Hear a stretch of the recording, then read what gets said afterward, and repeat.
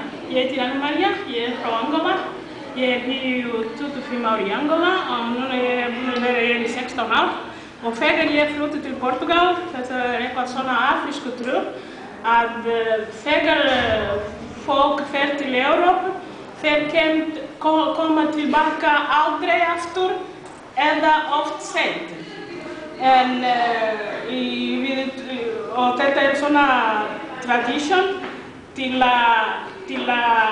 þegar ég fer tilbaka. Ég var bara 11 ár þegar ég flutti til Portugal og fólk breytast mikið. Þá systir mín gefur mér þessi lilla taska sem meira en 200 ár gamalt. Og þetta eitthvað hún held kannski þegar ég fór eftir 40 ár sem eins og núna, hún fekk mér ekki aftur.